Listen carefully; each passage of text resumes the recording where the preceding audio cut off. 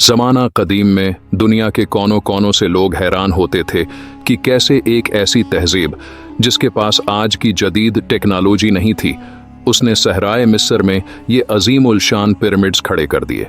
तकरीबन 4500 साल गुजरने के बाद भी ये पिरामिड्स आज भी हमें हैरत में डालते हैं और इनके अंदर छुपे राज दुनिया भर के माहिरीन आसार कदीमा के लिए एक पहेली बने हुई हैं। पिरामिड्स की ज़ाहिरी अजमत के साथ साथ उनकी अंदरूनी साख्त भी हैरत अंगेज है। ज़्यादातर लोगों को ये मालूम नहीं कि उन पिरामिड्स में बड़े बड़े खाली कमरे हैं जो फ़िरौन की रूह के लिए मखसूस किए गए थे।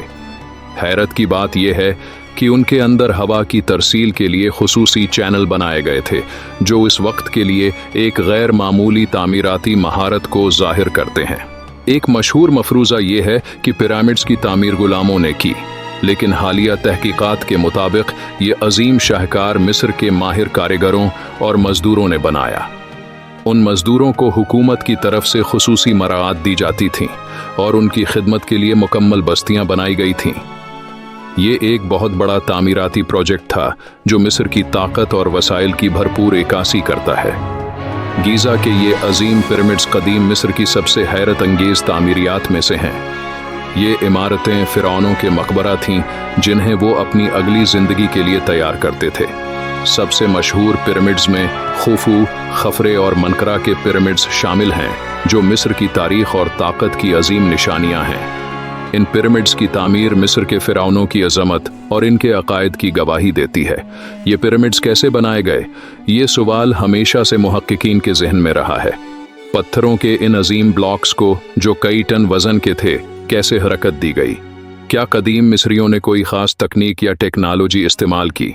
बहुत से माहिरीन का ख्याल है कि हज़ारों मजदूरों ने कई दहाइयों तक इन पिरामिड्स को तामीर किया। पत्थरों को रस्सियों और लकड़ी के तख्तों के ज़रिए खींचा गया और शायद दरियाए नील के ज़रिए उन्हें नक्ल व हमल में आसानी हुई। पिरामिड्स सिर्फ बड़े मकबरे ही नहीं थे, बल्कि इनके अंदर बेशुमार राज छुपे हुए हैं। इनके अंदर तवील सरंगें, पोशीदा कमरे और पेचीदा रास्ते बनाए गए थे ताकि फ़िरौन की मम्मी को महफूज रखा जा सके और मुमकिना लूटमार करने वालों से बचाया जा सके।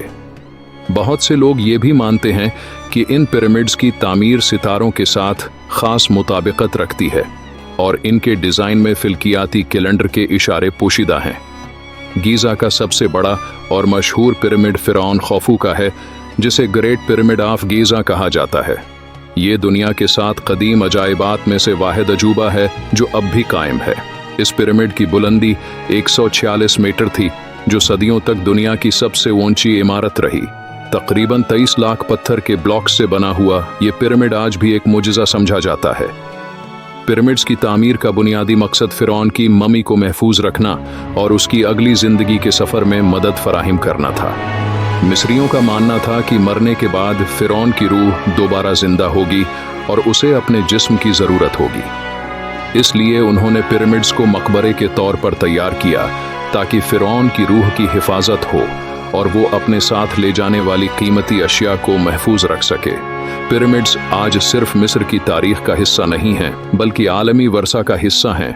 हर साल लाखों सियाह दुनिया के मुख्तलिफ हिस्सों से इन कदीम इमारतों को देखने आते हैं और उनके अंदर छुपे राजों को समझने की कोशिश करते हैं। पिरामिड्स मिस्र की शान व शौकत, उसकी तहजीब की अजमत और इंसान की तख्लीकी सलाहियतों की एक जिंदा मिसाल हैं।